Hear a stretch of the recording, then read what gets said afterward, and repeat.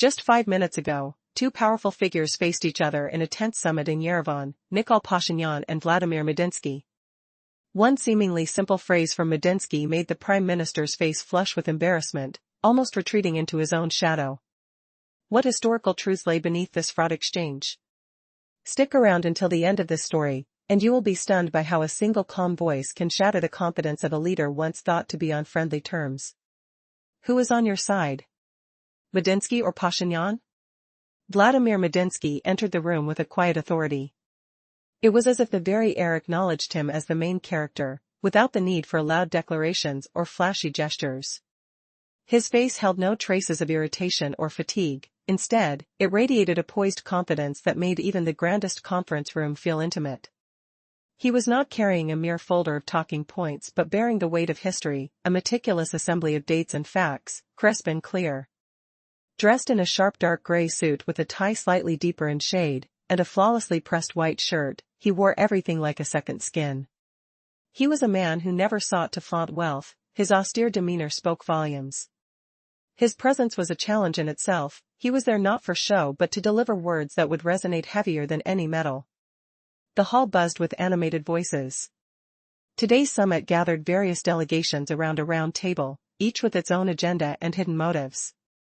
Expensive suits mingled with traditional Armenian elements, the vibrant carpets, hand-stitched tablecloths, and even the faint scent of fresh pomegranate from the centerpiece, painting the meeting in national colors, while simultaneously hinting that this stage could witness significant shifts in diplomatic reputation. Across from Medinsky sat Nikol Pashinyan. His sharply defined features were taut. High cheekbones seemed to leap from his skin as if every gesture was a silent preparation for the impending confrontation. A neatly groomed beard lent him gravity, but his eyes flickered with unease. His stack of notes, marked with his own annotations, was ready for the battle. Clad in a European-cut suit, slightly wrinkled from prolonged sessions, his cherry-red tie shouted against the restrained tones around him. Accustomed to speaking loudly with intensity, his rallying rhetoric seeped into his every movement, hands twisting and tapping against the table, fingers clutching paper edges. Beneath the surface lay a coil of nervous energy that he struggled to conceal. Mr. Medinsky, he began, his voice unexpectedly booming, reverberating louder than the room warranted. We cannot forget that in the 20th century, Armenia was repeatedly stripped of the ability to chart its destiny. The Red Army marched into Yerevan, and our statehood was obliterated. This was invasion, not protection. His words cut through the air like a bullet. Delegates exchanged tense glances as cameras fixated on Pashinyan, awaiting Medinsky's response. Undeterred, Medinsky merely inclined his head slightly, his attention focused more on Pashinyan than his prepared remarks. His voice emerged steadily, nearly soft but laden with the gravity of his message. Allow me to clarify, Mr. Prime Minister. Before the 11th Army arrived, there were already other forces in Yerevan, Turkish troops and British missions.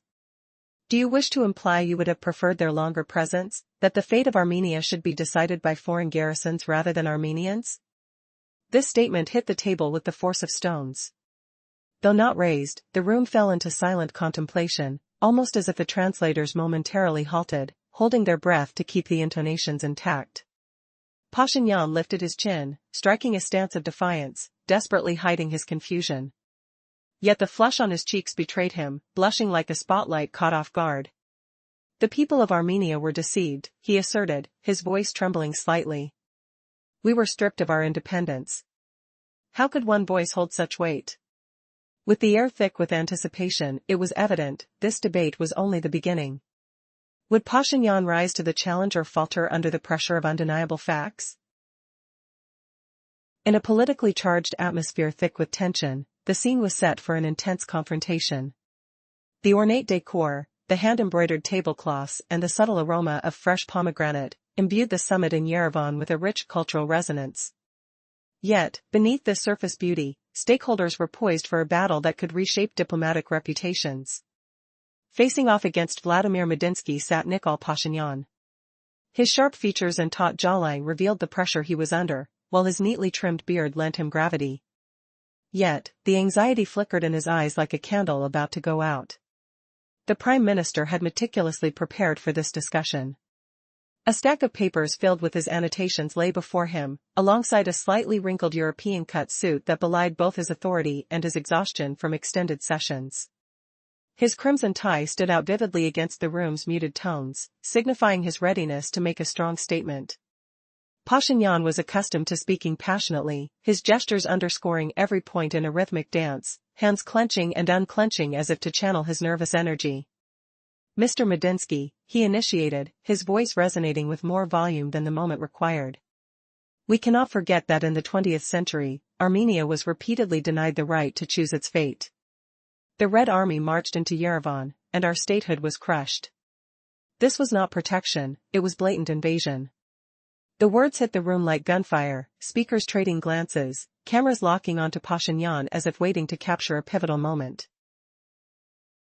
Medinsky remained unwavering, tilting his head slightly as if to scrutinize Pashinyan more thoroughly than the script before him. His response emerged calm, almost gentle, yet heavy with implication. "Allow me to clarify, Mr. Prime Minister. Before the 11th Army's arrival in Yerevan, other forces were already present, Turkish troops, British missions. Would you have preferred that they stayed longer, that the fate of Armenia was dictated not by Armenians but by foreign garrisons?" The silence that followed was palpable, each word settling like stones upon the table. The room drew breath, translators hesitating to maintain their pacing. Pashinyan raised his chin, attempting to mask his disarray, though the deepening flush in his cheeks betrayed him. "The people of Armenia were deceived," he asserted with determination, though his voice quivered ever so slightly. "This question lingers: who truly possesses the power to shape destiny?" As Pashinyan and Medinsky delved deeper into this historical debate, stakes mushroomed, illuminating the struggle for identity and sovereignty during times of relentless turmoil. With every word exchanged, the audience is introduced to an unfolding narrative steeped in anxiety and profound implications. The encounter promises fierce revelations and emotional revelations ahead, as each man grapples with his narrative's weight against the backdrop of turbulent history. In the tense atmosphere of the summit, the air thick with unspoken words, Prime Minister Nikol Pashinyan felt the weight of history pressing down upon him. Within moments, he proclaimed, the people of Armenia were deceived. His voice, though steady, carried a tremor, echoing the pain of generations stripped of independence. Across the table sat Vladimir Medinsky, his brow slightly raised, an almost imperceptible smile thawing the frost of his demeanor. "Interesting phrasing," he retorted, his tone calm yet provocative. "But let me remind you that in the framework of the Soviet Union, your country gained industry, universities, theater, and science. Does that sound like oppression? Did your people, upon receiving education and opportunity, feel like prisoners?" His words, rather than an accusation, resonated as a demand for sincerity, striking a deeper chord than expected. Pashinyan clenched his jaw, raising a fist as if to dismiss the argument, but soon it landed heavily on the polished table. "That doesn't change the fact that Armenia lost its nationhood during that era." Medinsky savored the moment, a measure of silence falling like a heavy curtain, his gaze unwavering, the coolness of it unyielding. "Nationhood is more than flags and anthems, Mr. Prime Minister. It encompasses roads, schools, military, and economy, what you term occupation. Your statement threatened to invalidate the labor of millions of Armenians who've contributed to this nation."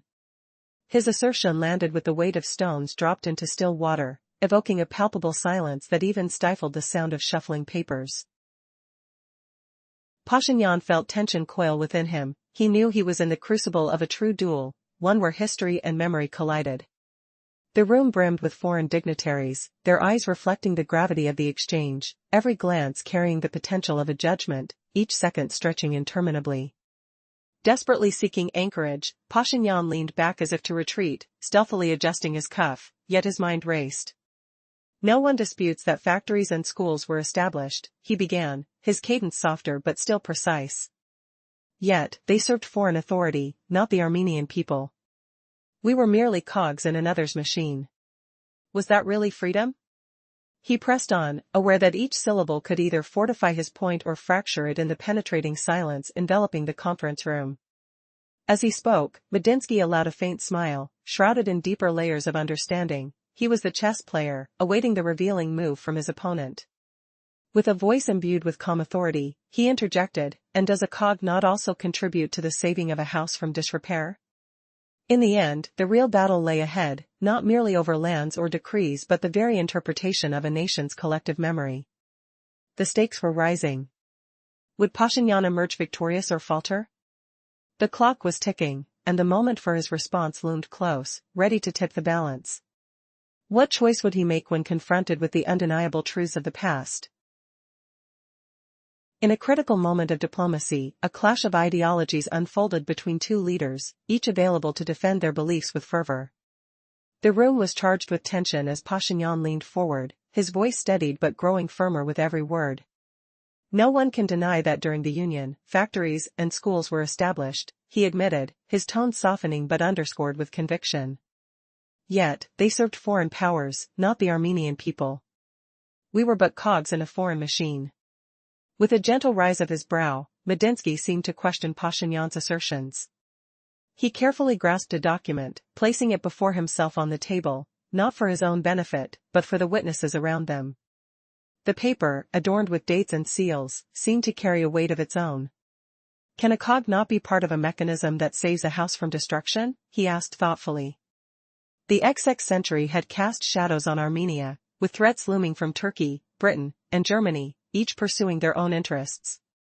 The Soviet regime provided your nation with borders, infrastructure, universities, and crucially, the means to preserve your people, he continued, his calm voice slicing through the air. After all, don't you agree that a nation lacking schools, factories, or an army quickly ceases to exist? Pashinyan felt the gravity of Medinsky's words press against him, realizing the discourse was veering far from the expected ritual of loud speeches. Here, mere volume wouldn't suffice, the facts were on the table. Determined to regain footing, he responded, "You articulate the dates beautifully,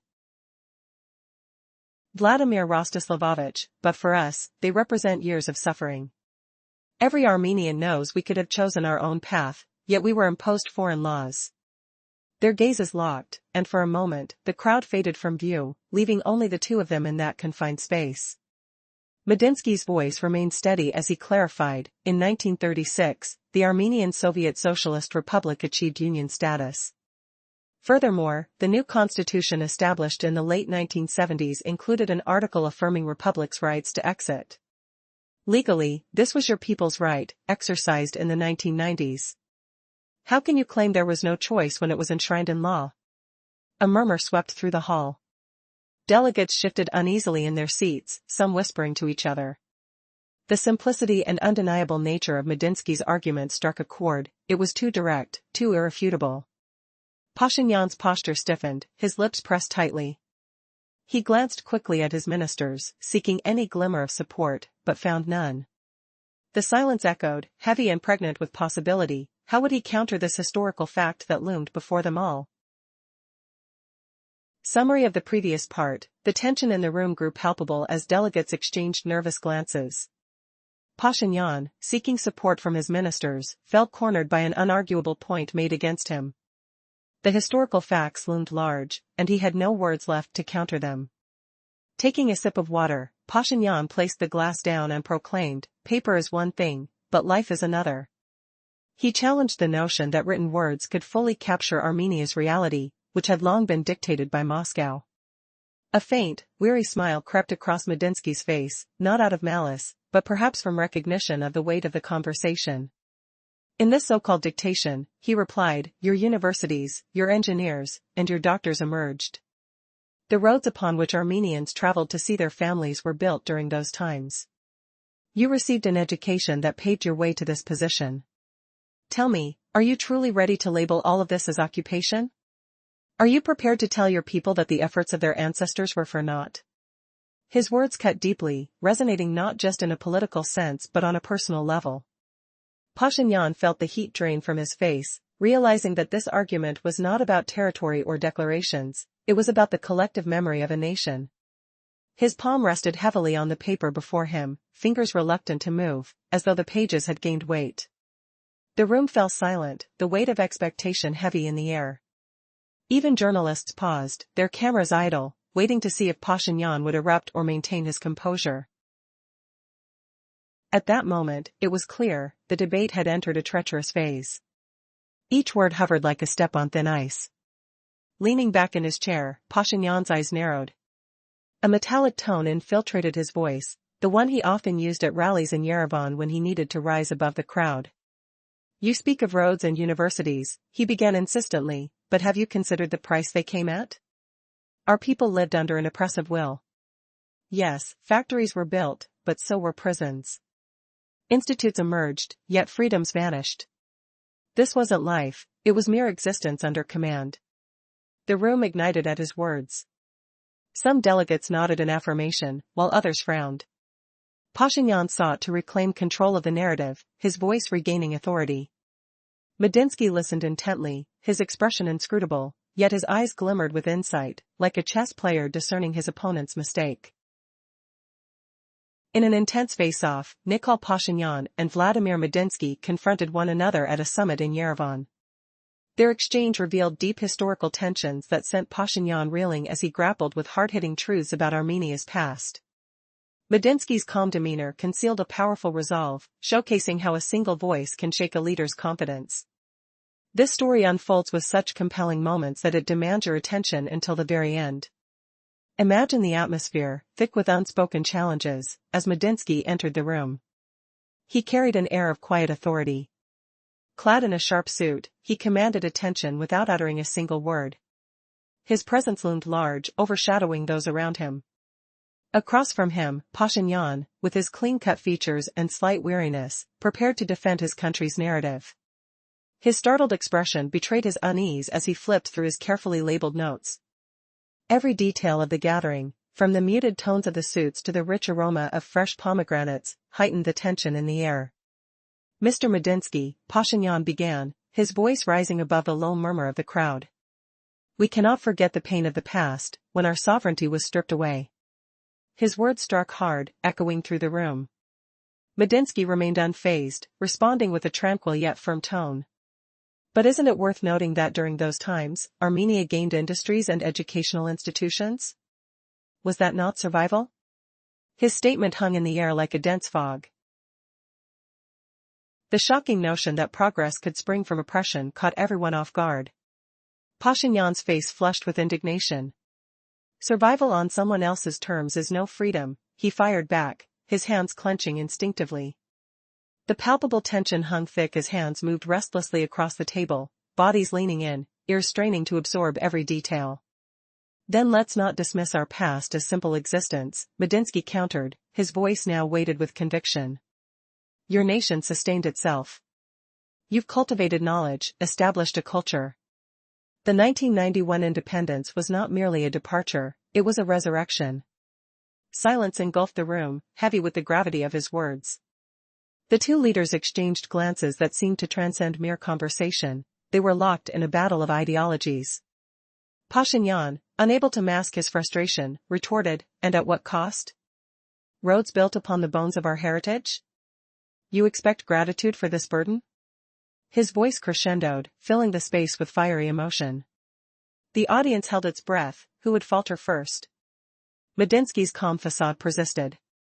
You can label it occupation, but explain that to the citizens thriving in those educational systems. Are you prepared to pit history against the livelihood of your people? Pashinyan's resolve wavered, his lips pressed tightly together. The argument was no longer one of diplomacy, it was a profound struggle for narrative, for the soul of a nation. As he inhaled deeply, the eyes of every delegate and journalist pierced through him, awaiting his next move. Would he rise above this turmoil? Or would the emotions spill over? The tension grew unbearable, as each heartbeat echoed the stakes at play, a country's identity hanging in the balance. With each question posed, the air crackled with tension, woven with the memories of a past that could not be denied. Would history prevail, or would the voices of the present drown it out?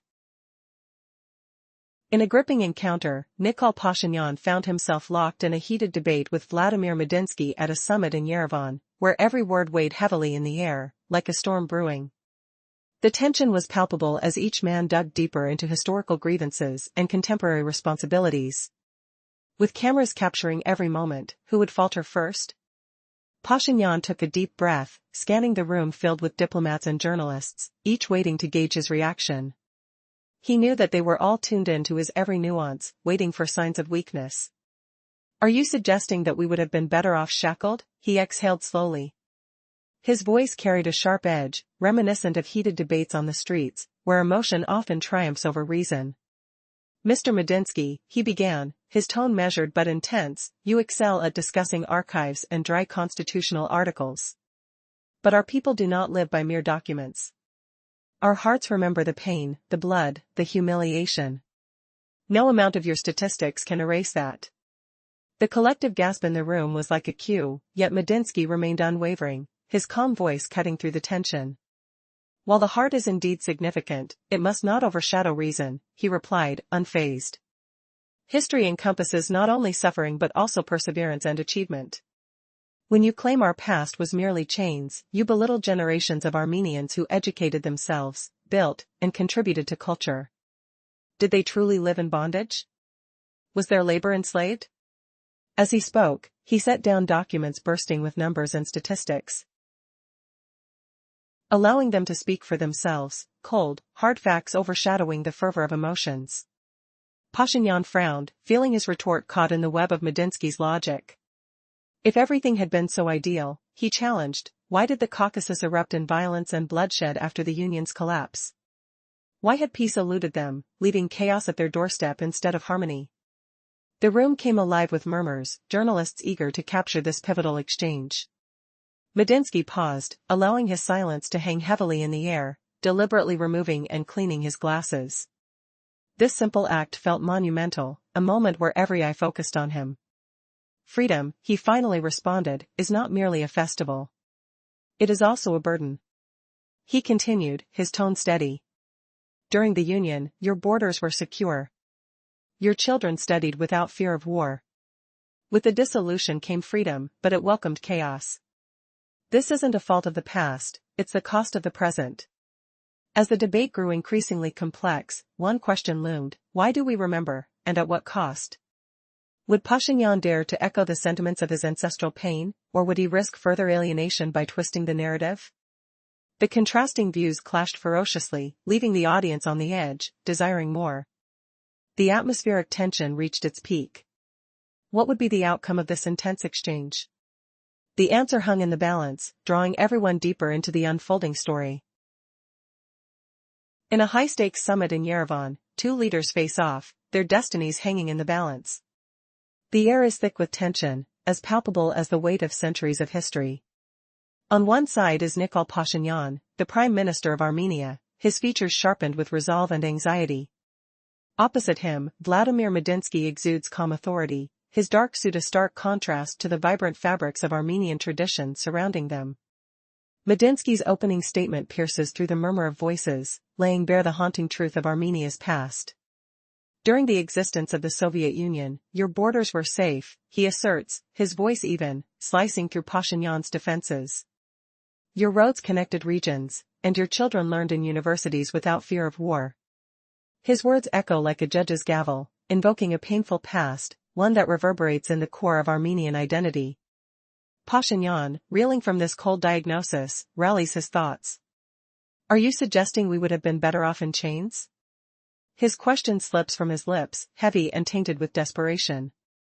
Meanwhile, Medinsky leans in, his eyes gleaming with a mix of challenge and assurance. "You cannot spit on the ladder you climbed, or you might just slip and fall."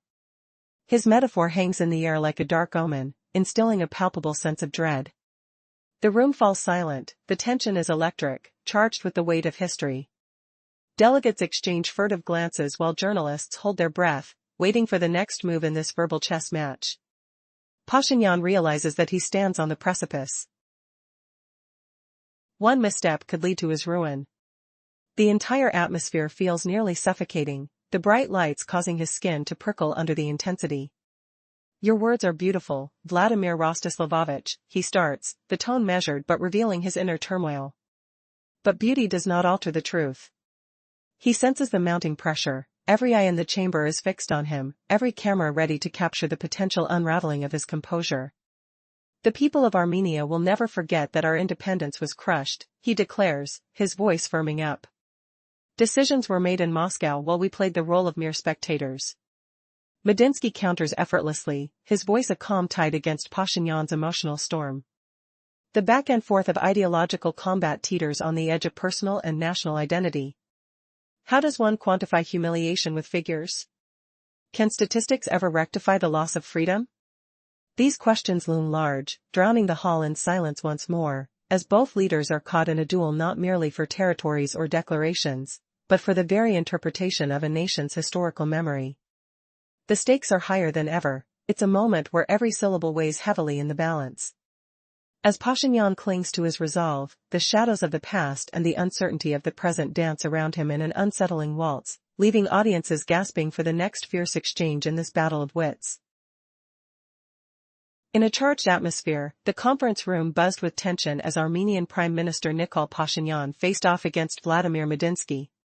Just moments ago, Medinsky's audacious words had sent ripples through the room, leaving Pashinyan red-faced and visibly shaken. History was colliding with present tensions, and as the drama unfolded, one voice had the power to destabilize the confidence of a leader from a once friendly nation. Stick around, you won't believe how a single phrase sparked such conflict. As Medinsky entered the room, there was an unspoken aura around him, an air of command. His aura did not scream for attention, instead, it quietly demanded respect, drawing all eyes toward him. He wore a meticulously tailored dark gray suit, exuding an image of understated authority. The space was filled with echoing voices as diplomats representing different nations gathered around the round table, each with their own agendas hidden beneath the elegant surface of traditional Armenian decor, hand-woven carpets and a faint scent of ripe pomegranates lingering in the air. Opposite him, Pashinyan's features were sharp, his anxiety bubbling just beneath the surface. It was clear he was bracing for battle. His hands twitched nervously, revealing the pressure of the moment. Mr. Medinsky, he began, raising his voice, urgency lacing his words. He could not neglect the past. Armenia had not always been the master of its fate. Medinsky maintained his calm, tilting his head as if inviting Pashinyan to dissect the truth more carefully. But before the 11th Army arrived in Yerevan, other forces were already here. Would you have preferred foreign powers to dictate your fate?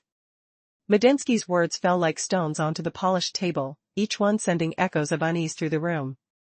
Pashinyan's composure faltered, his cheeks flushed. The Armenian people were deceived, he declared, his voice shaky yet steady. We were stripped of our sovereignty. Medinsky's smile suggested he understood more than he let on.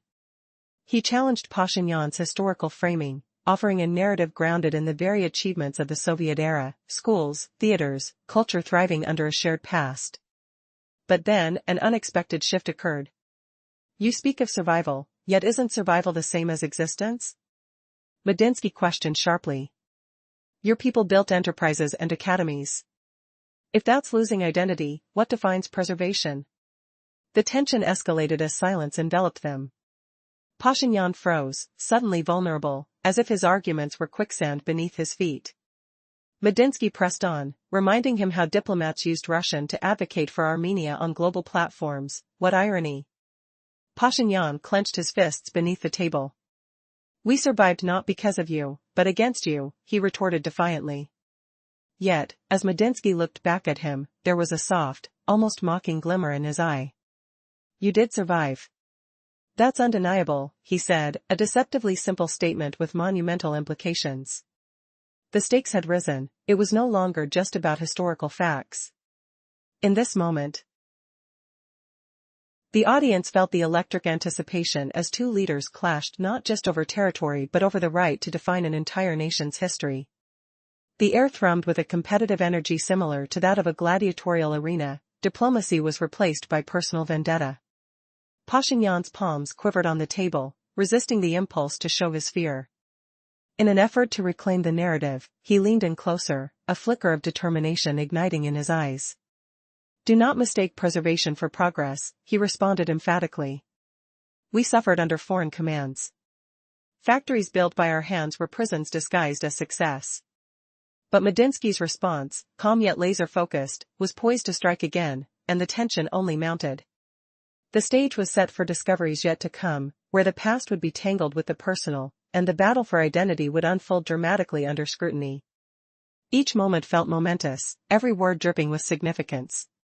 What secrets would be uncovered next in this unfolding narrative? Moments before, the heated duel between Nikol Pashinyan and Vladimir Medinsky had shattered any usual diplomatic decorum.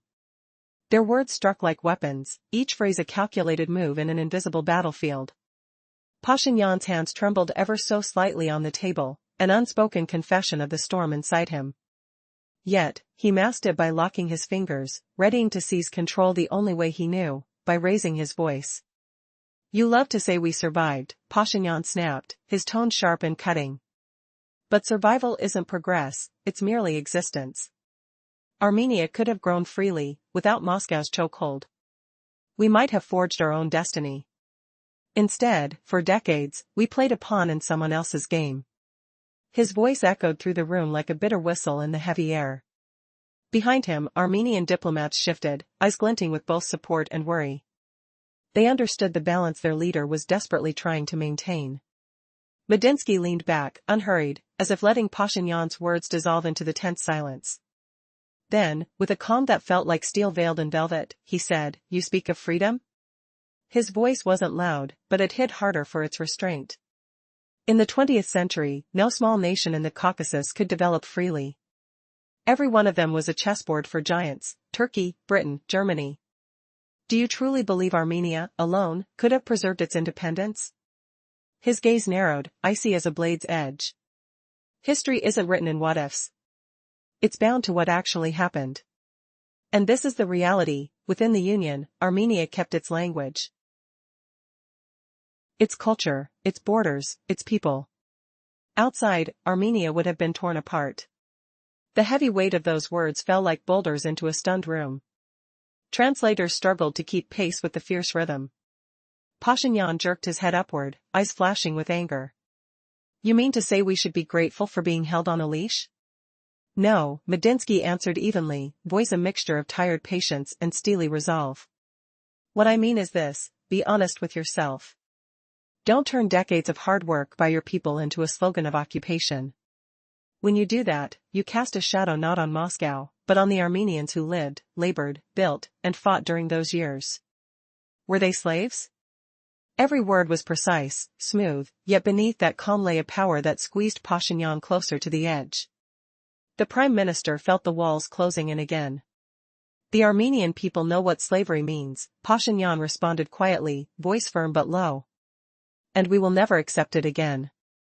The room held its breath as the line between political argument and personal charge blurred into a dangerous silence.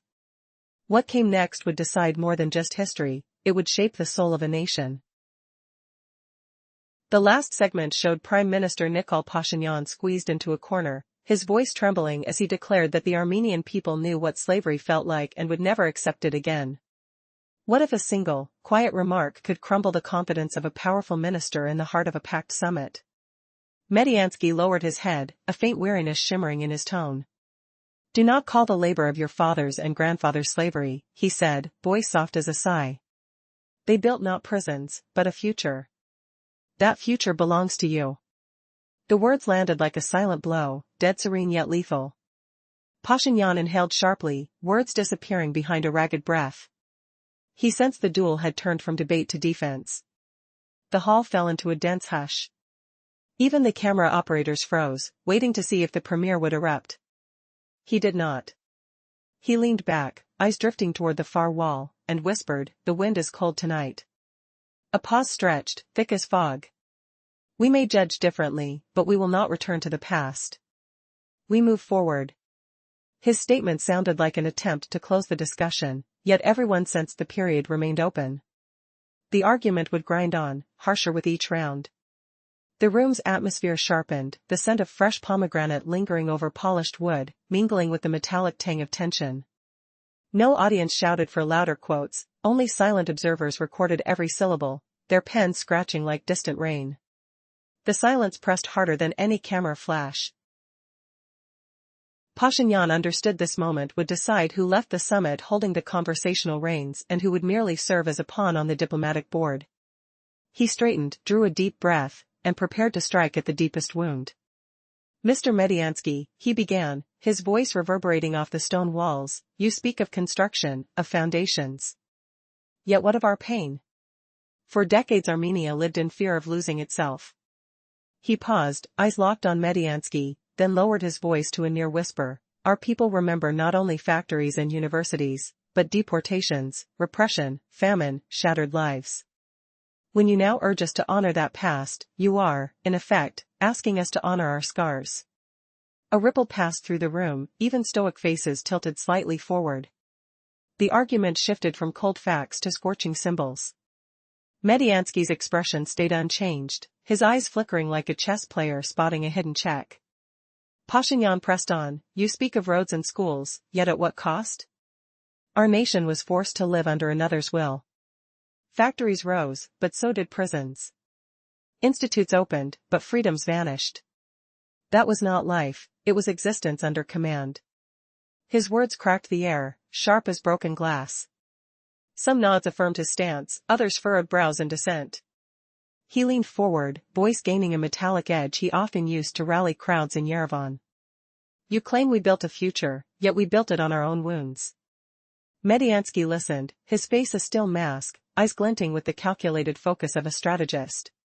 He placed a thin sheet of paper, stamped, dated, bearing official seals, onto the table, letting the light catch its crisp edges. The 1936 decree gave the Armenian Soviet Socialist Republic the status of a union republic, he intoned, each word measured. The 1970s constitution even guaranteed the right of republics to secede. Legally, your people had a choice. A low murmur rose among the delegates, whispers fluttered like restless moths. The argument cut cleanly through any diplomatic cushioning.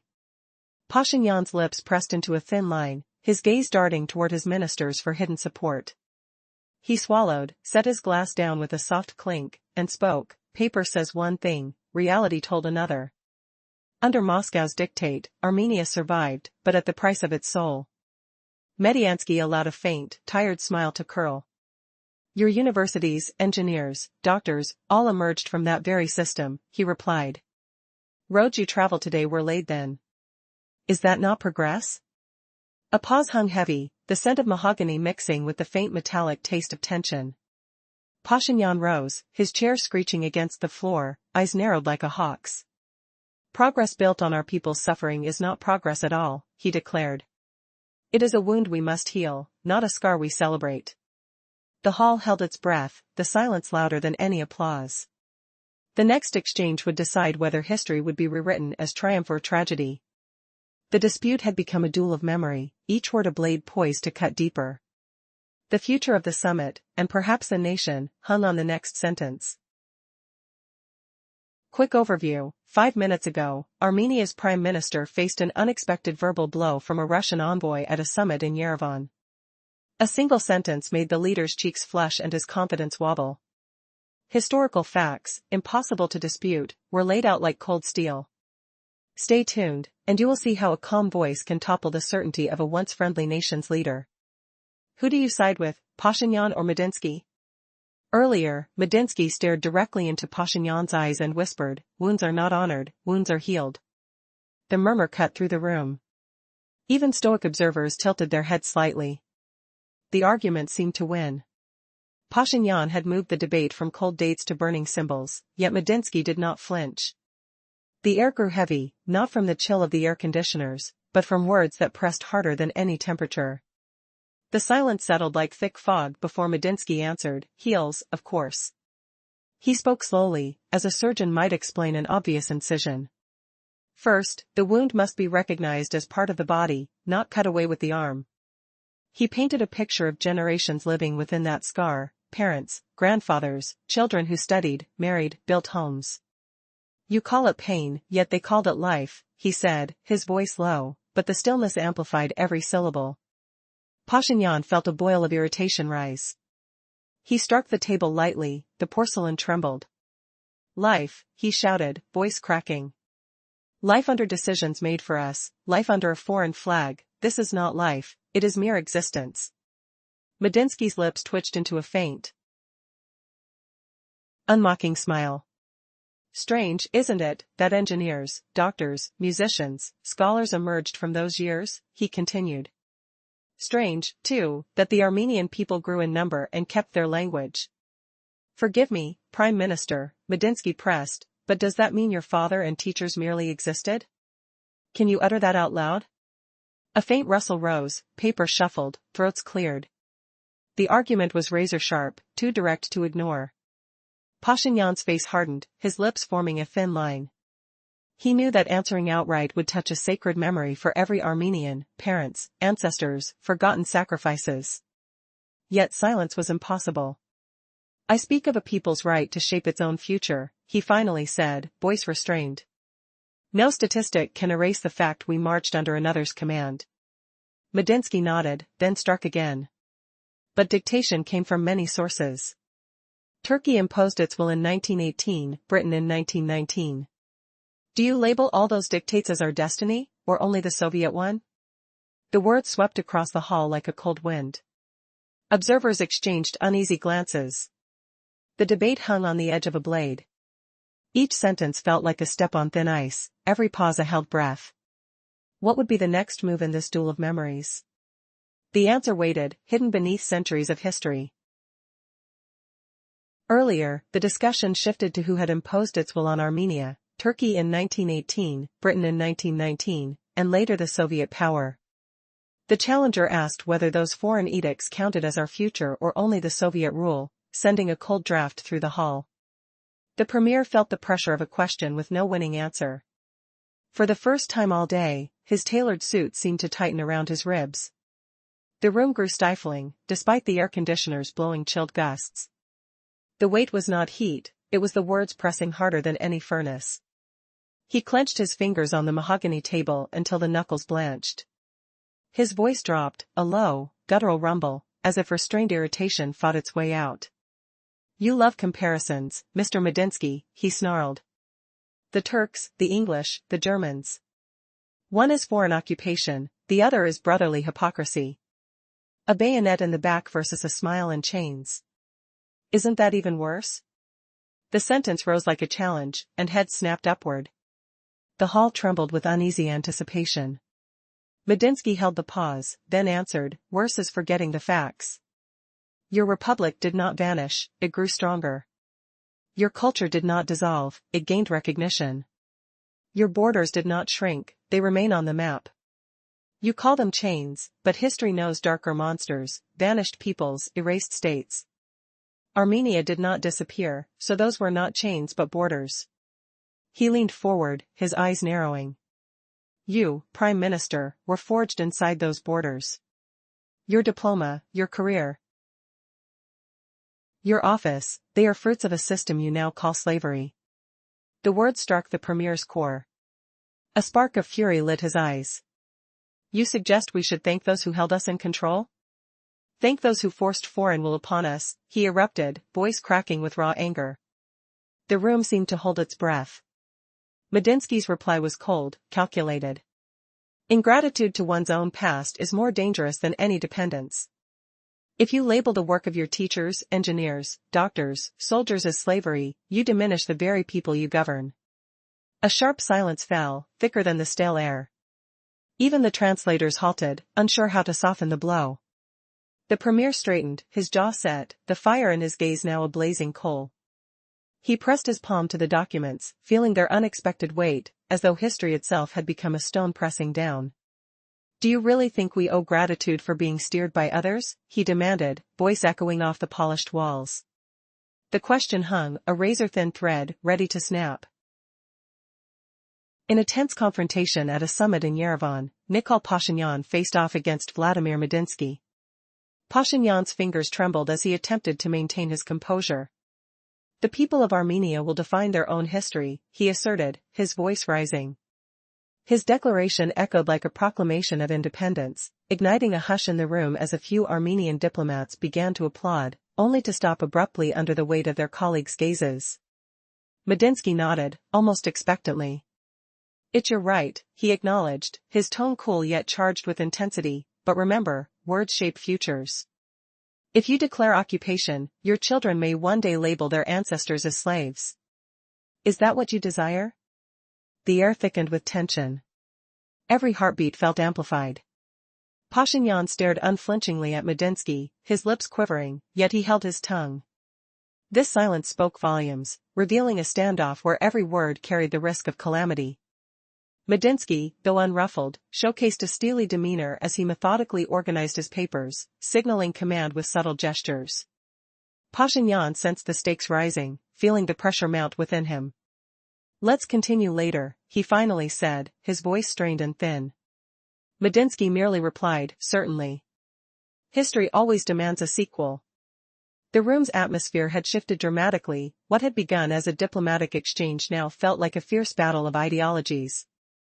Pashinyan, wearied yet resolute, leaned forward, his eyes ablaze.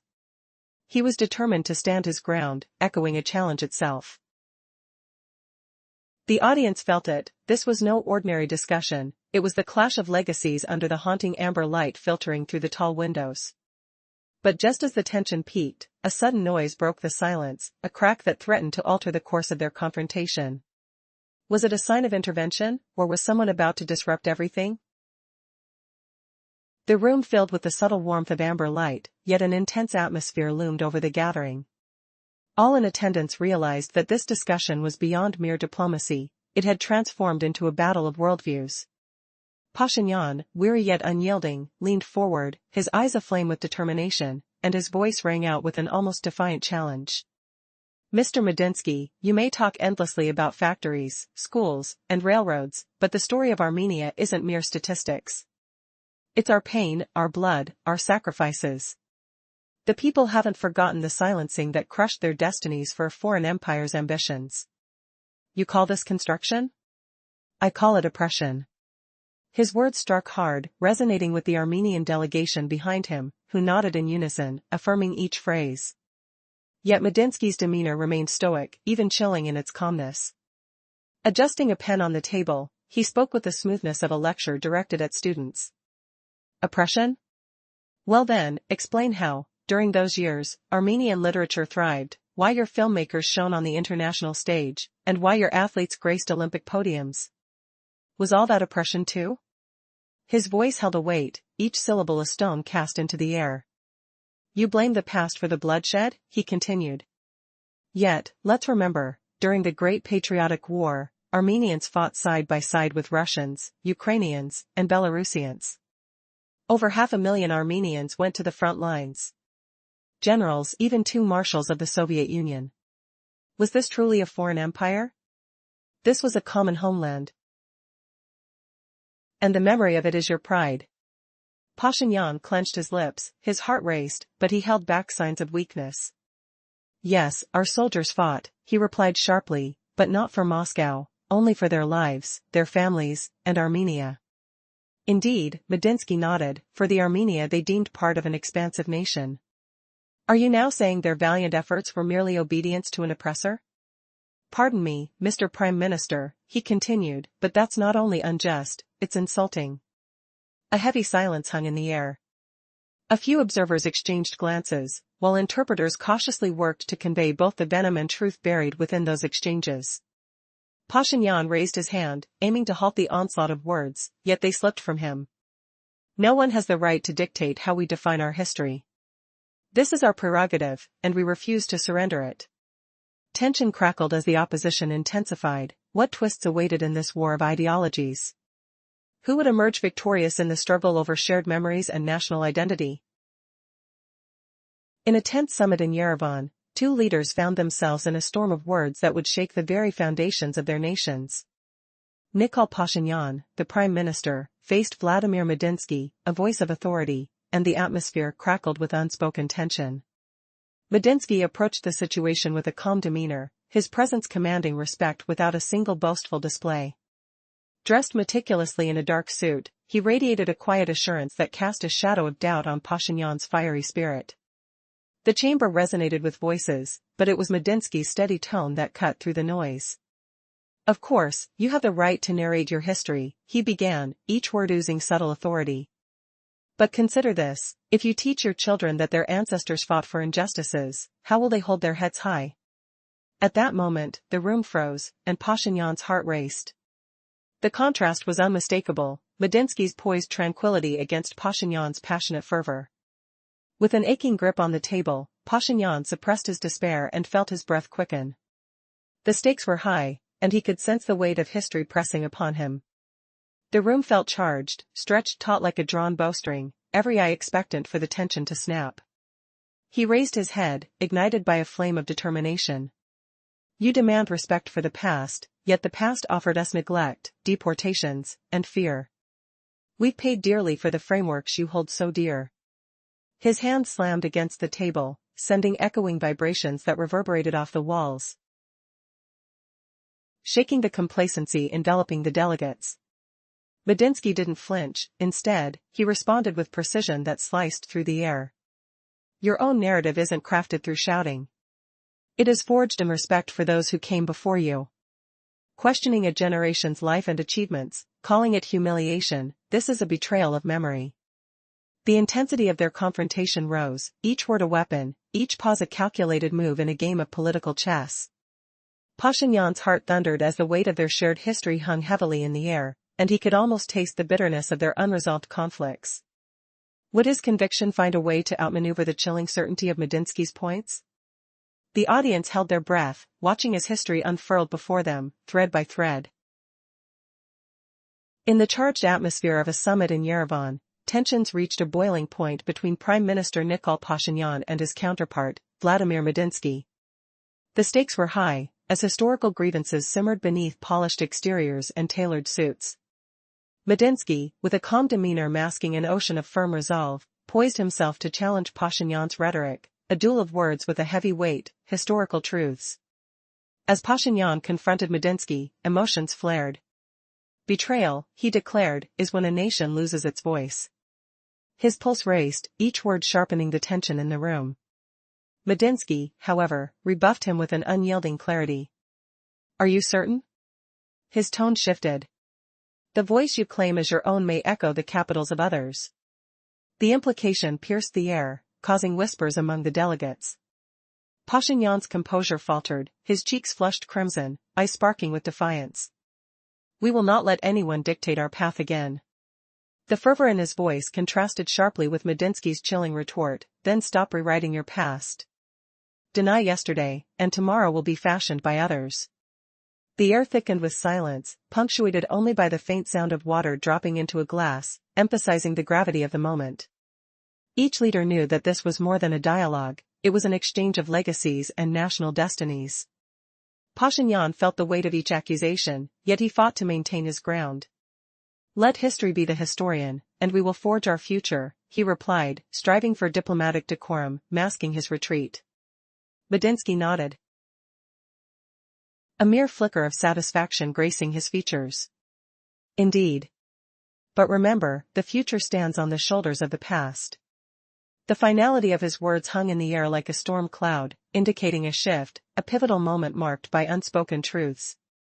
The room exhaled, a myriad of reactions sparked, coughs, rustling papers, murmurs of concern.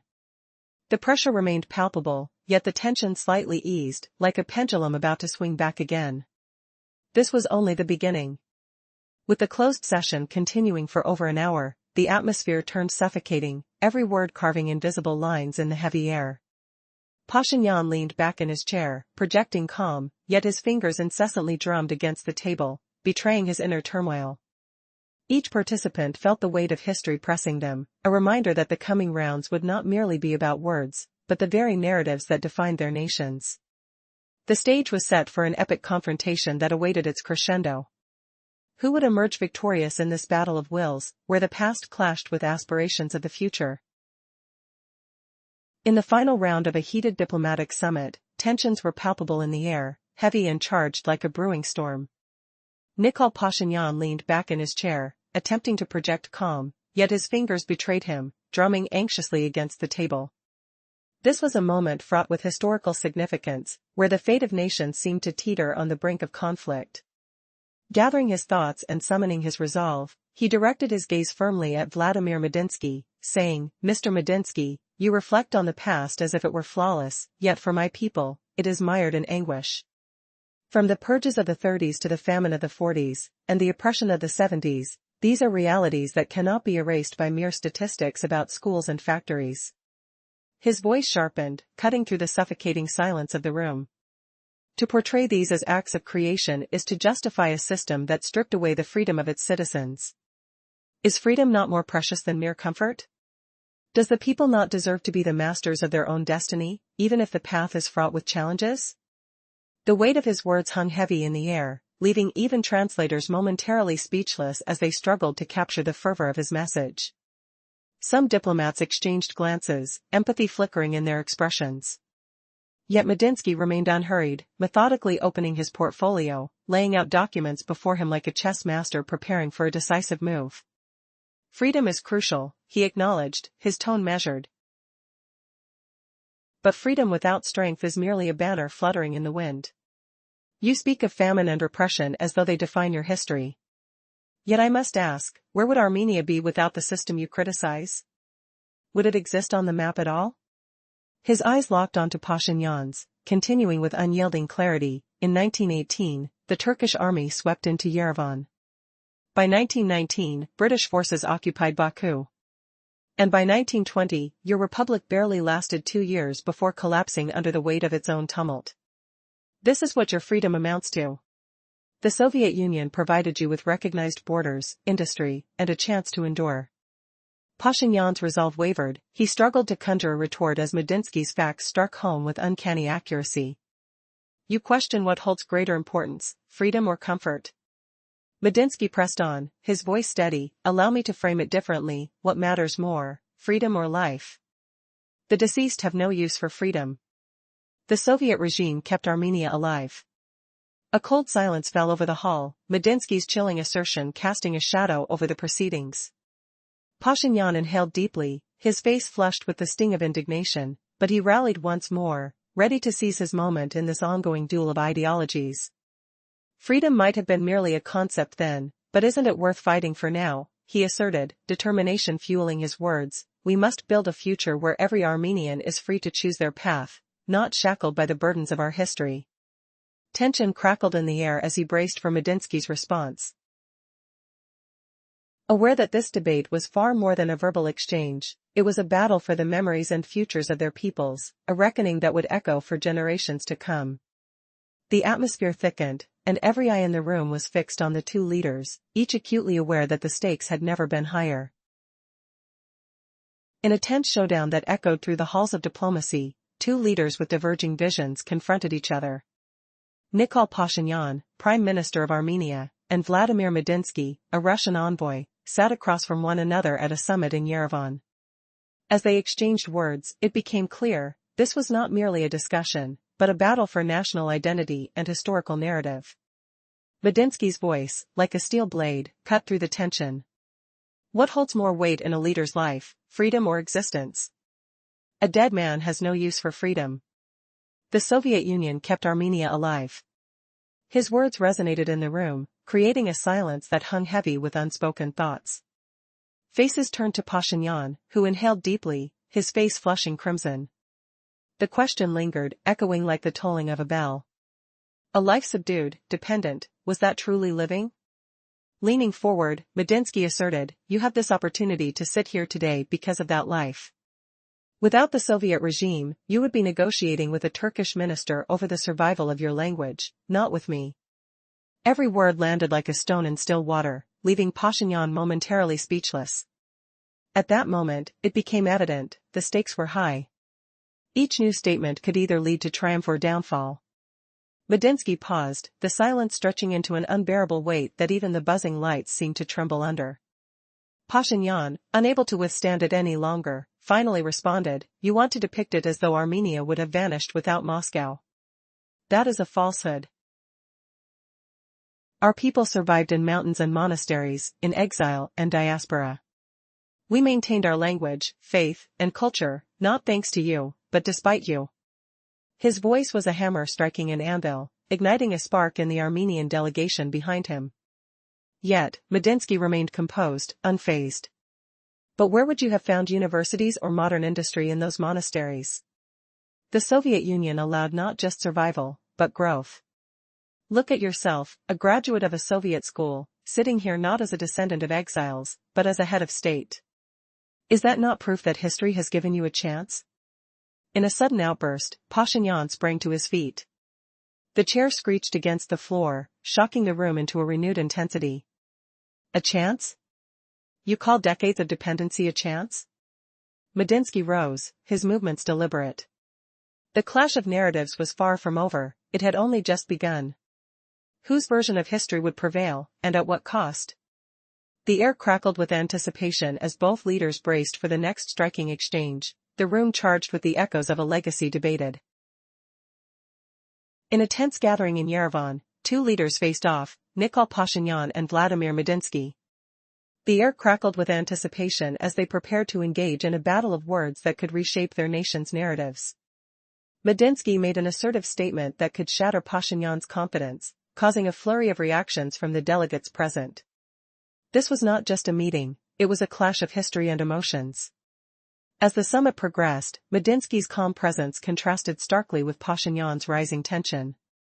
Medinsky entered the room with a quiet confidence, attired in a dark gray suit that exuded an air of authority, while Pashinyan fidgeted nervously in his slightly wrinkled, cherry-colored tie. The room was richly adorned with traditional Armenian fabrics and the delicate scent of fresh pomegranate filled the air, creating a vibrant, yet charged atmosphere. Suddenly, Medinsky leveled a piercing question at Pashinyan. Mr. Prime Minister, are you suggesting you would have preferred foreign forces deciding Armenia's fate? His words landed heavily, silencing the crowd. Just as Pashinyan gathered his thoughts, his heart raced. Could he stand his ground against this scrutinizing gaze? You talk about dependence as if it's a choice. But what about the decades of subjugation? Pashinyan responded, a fire igniting within him. Medinsky remained unfazed, his demeanor steady. He leaned in, challenging Pashinyan's assertions. Dependency can be overcome, disappearance cannot. Do you truly regard Armenian suffering merely as a statistic? The room held its breath. Pashinyan's resolve wavered under the weight of Medinsky's pointed words, the tension palpable. Yet, with a heavy sigh, he replied, for you, it's numbers, for us, it's life lost. Medinsky, however, countered with a sincerity that disarmed. I share that pain, every soldier buried, every city constructed. Yet you label it occupation. Who suffers more by those words, us or yourselves? Pashinyan fell silent, grappling with the shifting narrative. The once assured leader now seemed fragile, his previous confidence eroded by this relentless exchange. Deep down, he recognized the stakes, this was no longer just about politics, it was a fight for identity and history itself. As they settled back into their chairs, both men understood they were locked in a duel beyond mere territorial disputes, it was about the right to define the past. The night cloaked Yerevan in a soft glow, illuminating their resolves in stark contrast. With only a handful of key officials left at the table, the atmosphere thickened like the air before a storm, each breath signaling the intensity of the delicate moment. The summit had morphed into a psychological battlefield. Pashinyan sat rigid, his face a resolute mask, hidden fatigue replaced by cold determination. As he prepared to deliver his next point, he felt the pressure of an audience that could tilt his fate. Would this final chapter mark a victory for him, or would history leave him behind? The tension in the grand hall was palpable as only the essential figures remained at the table, ministers, interpreters, and a handful of observers. It felt like a strategic standoff, akin to a tense chess match, where both players are aware of the stakes. The room was charged with anticipation. Nikol Pashinyan held himself erect, his face a granite mask concealing any hint of weariness, only cold resolve showed through. Pashinyan felt acutely that to concede would be to allow Vladimir Medinsky to narrate Armenia's story. With that in mind, he initiated the discourse. Mr. Medinsky, you often claim that Armenia could not have survived without the alliance. But let me pose a question, did a nation that endured centuries of exile, genocide, and oppression truly need guardianship? We would have survived without your oversight, perhaps we would have emerged stronger. His voice was steady and the weight of his words rippled through the room. Even his aides sensed the shift as the Prime Minister regained his rhythm. Medinsky lifted his gaze from his folder, his face composed, yet a steely undertone betrayed his thoughts. Survival is distinct from living, Prime Minister. Yes, your people maintained their identity amidst exile, but that existence was fragmented and devoid of roots. Under the Soviet Union, you had Yerevan, a capital filled with universities, theaters, factories. You had a recognized republic. You label this as guardianship, while I call it statehood, albeit within a larger structure. Pashinyan frowned. The term statehood struck at the core of the argument. Statehood, he echoed sharply. That was dictated not from Yerevan but from Moscow. It was a facade, not genuine independence. Medinsky allowed a slight smile, subtly revealing his awareness that the facade housed a tangible reality. Without it, there would have been no display at all, although this simile held a latent threat. A few spectators exchanged glances, sensing the stakes were rising, where comparisons outweighed bare statistics. Pashinyan pivoted sharply, his intensity escalating. And what of the purges? What about the churches that were shuttered? What of the intelligentsia that perished in camps? Do you call this statehood? For the first time, Medinsky took a heavy breath. Yes, those were tragedies. No one disputes that. But do these tragedies negate the existence and development of a people? Or are you suggesting that without the Union, there would have been no victims at all? This was the moment their debate had been leading to, where the past scars intertwined with the present's reality. In the silence that followed, one could hear paper rustling as Pashinyan grappled with the weight of history on his shoulders, that the battle for narrative was far more consequential than any political dispute. How different would Armenia's story have been had its fate not been intertwined with distant powers? The stakes were no longer mere numbers or historical facts, they had become personal. Would Pashinyan find a way to reclaim his narrative, or would he falter beneath the weight of history? In a tense face-off at a summit in Yerevan, Nikol Pashinyan and Vladimir Medinsky clashed over historical truths. Medinsky's words were sharp enough to make the Prime Minister flush with discomfort, nearly retreating into silence. The air was thick with tension, and history hung heavy over their words.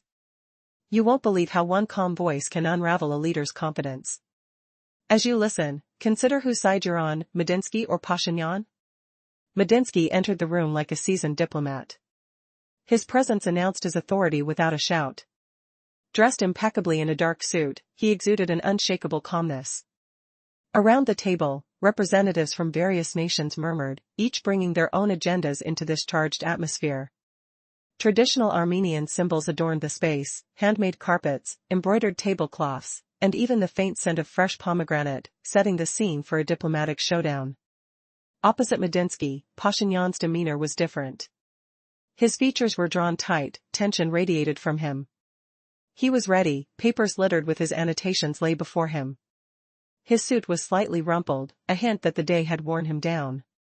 He started strong, recalling painful memories of Armenia's past under Soviet rule, his voice rising with urgency. Could anyone forget how they lost their independence? His words landed like gunfire, igniting sparks among the delegates. Medinsky remained unyielding, a quiet strength emanating from him. He calmly addressed Pashinyan's claims, questioning if those tragedies mattered at all if they shaped a nation. Would he rather have foreign troops deciding Armenia's fate? The room fell into a quiet that felt alive, even the translators paused. With every phrase, Medinsky dissected the weight of history, flicking at the threads Pashinyan clung to. As emotions swelled, Pashinyan's fists clenched. The pressure was palpable. Medinsky smiled subtly, noting how these historical events had forged something substantial. But are not the hardships you speak of part of your identity? He pressed on, his calm voice like an anchor, steadying the storm brewing in the Prime Minister. No one had anticipated this level of intensity. Tensions were palpable, discontent brewing just beneath the surface as Pashinyan fought to maintain his ground. In that moment, Medinsky leaned closer, and almost conspiratorially asked, "Do you truly seek freedom?" The question hung in the air, a daunting challenge. Pashinyan felt the weight of that moment. This was more than a debate, it was a reckoning. His heritage and narrative were at stake. He lifted his gaze, a fire igniting in his eyes. You want us to remember only what serves your purpose, Pashinyan said, his voice low yet firm. We will remember the pain and the sacrifices, for they are ours to own. His words surged forward like a command, the Armenian delegation straightened as he embodied their collective voice. In response, Medinsky remained composed. No one is stripping you of your memories, he noted softly. But forgetting the triumphs and labors of your people is a betrayal. Each of Medinsky's declarations cut through the hall's tension like a blade. Silence overtook the space once more. With every exchange, more than just words were at play, they were battling for the soul of a nation. Just as the moment reached its peak, Pashinyan rose abruptly, palms pressing firmly against the table. Betrayal is forgetting the sacrifices made, he declared fiercely. Medinsky too rose, his movements measured and calm as they locked eyes, each man unyielding in the storm of declarations and emotions. As the summit held its breath, a question lingered: how far would each leader go to assert their truth? The night promised more than mere discussions, it teetered on the brink of a revelation that could reshape their destinies. Just moments before, the tension in the room had reached a breaking point. Nikol Pashinyan had accused betrayal of lying and forgetting the sacrifices made, his words slicing through the silence like a sharp blade. Vladimir Medinsky rose calmly to meet his gaze, unshaken, ready to respond to this raw challenge. Betrayal, Medinsky said quietly but firmly, is when the victim's suffering becomes the sole truth. When pain eclipses everything else, hard work, love, creation, rendering them meaningless. Your people deserve more than a life lived only in the shadow of suffering. The weight of his words fell like a verdict, devoid of anger, but laden with the harsh finality of a lesson neither man could ignore. The entire room fell into a hushed stillness. Even interpreters lowered their hands, recognizing that the debate had reached the edge, beyond which no new words would come. Pashinyan slowly straightened in his chair. His expression remained taut, but a flicker of weary resignation crossed his eyes. He understood now. To continue this argument would be to repeat the same phrases, trapped in an endless loop where repetition meant defeat worse than any concession. He took a deep breath, nodded slightly, and uttered the quiet surrender, "Let history judge us." Medinsky gave a slight nod, his head tilting just so. History has already passed its judgment. Now, it is your turn not to destroy it. The two men fell silent.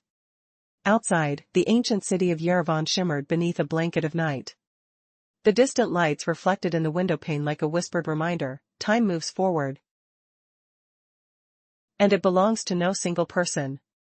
The doors to the hall creaked open. The summit session was over. Delegations rose to their feet. The room buzzed once again with footsteps and murmurs, but those present knew they had witnessed more than a mere diplomatic exchange. This was a collision of memories, clashing interpretations of pain and facts, emotion battling icy calculation. Though official records would mark this day simply with a date and signature, the moment would live on far longer, etched into memory as proof that words can be sharper than steel. What would you do if words held such power over history itself? Whose truth would you believe? In a charged moment just 5 minutes ago, Nikol Pashinyan and Vladimir Medinsky faced off at a summit in Yerevan. Medinsky's words sent a ripple of discomfort through Pashinyan, almost pushing him into a corner. The conversation turned fiery, igniting a historical debate that felt raw and personal. Pashinyan, with a sharp jawline and intense gaze, was a man of fervor. As he began to speak, his voice reverberated through the hall, proclaiming the painful legacy of Armenia's past. We cannot forget that decisions were made in Moscow, reducing us to mere spectators in our own fate. His words were like thunder, catching the attention of onlookers. A few delegates nodded in agreement, boosting his confidence. Yet, across from him, Medinsky remained poised and composed, his eyes narrowing slightly as he listened. It was a teacher's gaze directed at a student reciting a lesson. But Medinsky's calm demeanor did not falter. He leaned forward slightly, his voice steady and deep: "Your people have not disappeared, they have thrived. Universities, theaters, roads, and the army have all flourished during these decades. Are these signs of humiliation?" He then revealed a document from his folder. The statistics painted an undeniable picture: Armenia's population had nearly tripled during Soviet rule. His words landed like stones on the table, the weight of facts clear in the air. Pashinyan felt his cheeks burn with frustration. His response hovered on the edge of panic. You manipulate facts as if they are cards in a game, but those cards are marked, he retorted. He took a sip of water, steeling himself. Yes. We grew numerically, but what of our spirit? You built schools to impose a foreign language upon us. Institutions were founded to shape Soviet citizens, not Armenians. That was the true humiliation. A murmur swept through the hall, his declaration resonated. Journalists poised their phones, ready to capture the moment. Pashinyan allowed himself a fleeting smile, reveling in the triumph of his boldness. Yet Medinsky, undeterred, simply repeated, identity? During the Soviet era, the Armenian language was taught in schools. What would unfold next in this tense dialogue? Would Pashinyan regain his footing, or was he already losing ground to history's relentless weight? The air crackled with anticipation, and the audience sat on the edge of their seats, eager to witness the next move in this high-stakes chess match of words. Would this discussion mark a turning point in the narrative of a nation's pride and memory? Just moments ago, Nikol Pashinyan and Vladimir Medinsky faced off at the summit in Yerevan. One phrase from Medinsky struck like lightning, making the Armenian prime minister flush and almost shrink away in silence. These were undeniable historical truths, sharp and unyielding. Listen closely, because this story reveals how a calm, measured voice shattered the confidence of a leader once aligned with a supposed ally. Who do you side with?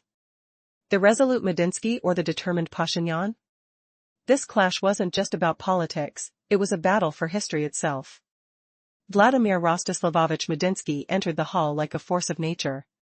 Not with loud gestures or flamboyance, but with a quiet command that tightened the air, making the large chamber feel suddenly claustrophobic. On his composed face, there wasn't a flicker of irritation or fatigue, only the steely gaze of a man holding more than papers. He possessed a weight of history, where dates and facts aligned like soldiers in perfect formation. His dark gray suit fit him impeccably, as if tailor-made, paired with a tie one shade deeper and a spotless white shirt, radiating discipline without a trace of vanity. His understated presence dared anyone to challenge him. I'm not here for show, his silence said. I am here to wield words heavier than metal. The summit room buzzed with murmurs and whispered agendas around the oval table. Delegations from across nations brought their own hidden motives under the Armenian sun.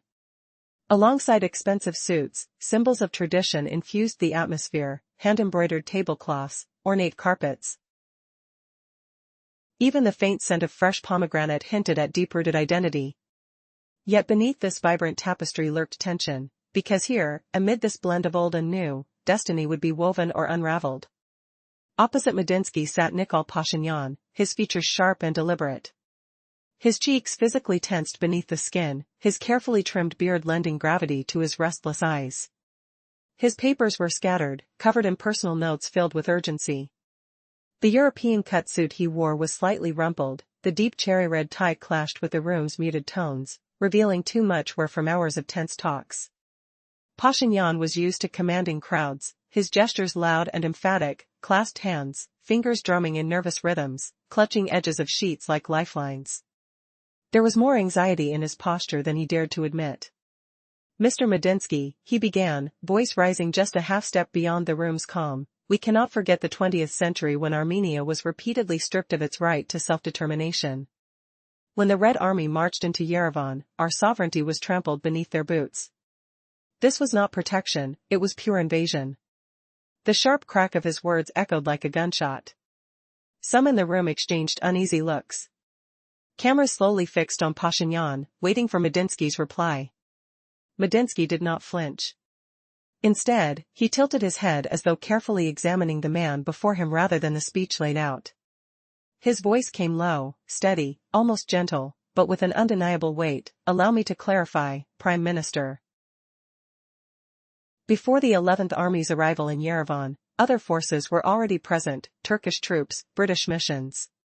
Tell me honestly, would you prefer these foreign garrisons to have stayed longer, deciding Armenia's fate instead of its own people?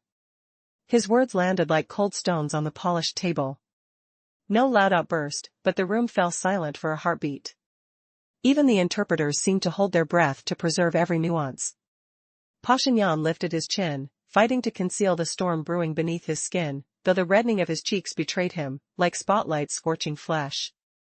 The Armenian people were deceived, he declared firmly. We lost our independence. Soviet rule deprived us of the right to shape our future ourselves. Medinsky smiled faintly, no mockery, just the weary patience of a tutor faced with stubborn pupils. Interesting way to put it. Yet precisely within the Soviet Union, your country gained industry, universities, theaters, and science. Does that feel like trampling to you?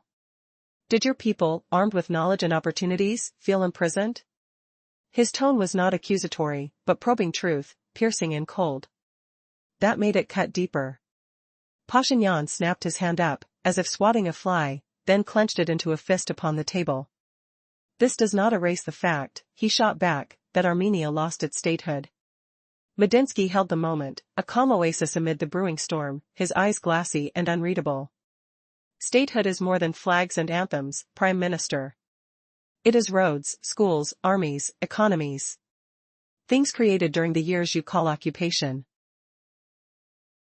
Your words risk erasing millions of Armenians' efforts. Are you prepared to call their labor wasted? Pashinyan's breath caught. Inside, irritation simmered, yet the silence around was so thick even whispers sounded thunderous.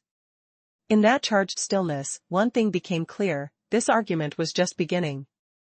Feeling the growing pressure, Pashinyan's voice softened, still forceful. No one denies factories and schools were built. But they served an alien power, not our people. We were mere cogs in a foreign machine. Is this freedom? Medinsky raised an eyebrow, almost smiling as if double-checking a calculation. He pulled out a sheet from his folder, charts stamped and dated, visible now to all. But can a cog not be part of a mechanism protecting a home from ruin? In the 20th century, Armenia faced extinction. Turkey, Britain, Germany, each with their interests here. Soviet rule granted your land borders, infrastructure, universities, and most importantly, survival. Consider this, can a nation void of schools, factories, army last? His voice never rose, yet every word packed a crushing blow. Pashinyan felt reality slip away from rallies and slogans. Here, facts ruled. Desperate to reclaim momentum, he struck back, you play states like chess pieces, Vladimir Rostislavovich. But for us, those years were agony. Every Armenian knows we could have chosen our own path, instead forced under foreign dictates. Their eyes locked. The room shrank until it felt like only two men remained. Medinsky's tone slowed, deliberate. In 1936, the Armenian Soviet Socialist Republic earned Union Republic status. The late 1970s constitution enshrined the republic's right to secede. It was your people's legal right, and you exercised it in the 1990s. How can you claim no choice when laws backed your sovereignty? A murmur stirred among delegates. This was a sharp, undeniable truth. Pashinyan pressed his lips, looking to his ministers for shelter. But silence greeted him. No words could override history's imprint. He swallowed, steadied himself. Paper is one thing. Life is another. Laws can say whatever you want, but in reality, Armenia lived by Moscow's command. Medinsky's faint, tired smile betrayed no anger. Yet within that command, your universities granted degrees, your engineers were trained, your doctors healed. Roads were built to connect Armenian families. Tell me, Prime Minister, will you truly call all this occupation? Will you tell your citizens the sweat of their ancestors was for nothing? The challenge hung heavily, sharp and intimate. Pashinyan's face paled. This was no mere debate on borders or laws. It was a duel for the soul of a people's memory. His hand rested on the papers, but the weight felt unbearable. Silence swallowed the room, swallowing camera clicks, swallowing breaths. All waited, would Pashinyan erupt or hold his ground? Every word from now felt like a step on fragile ice. He leaned back, eyes narrowing, voice hardening into a metallic edge reserved for rally cries against crowds. You speak of roads and universities. But at what cost? Our people lived under foreign rule. Yes, factories rose, but so did prisons. Institutes emerged, yet freedoms vanished. This was not life. It was existence under dictation. The room stirred again, some nodded, others frowned. Pashinyan seized the moment, voice powerful, trying to reclaim control. Medinsky remained calm, face stone-like, but eyes sparkled with the keen gaze of a chess master spotting his opponent's misstep. Prisons, you say?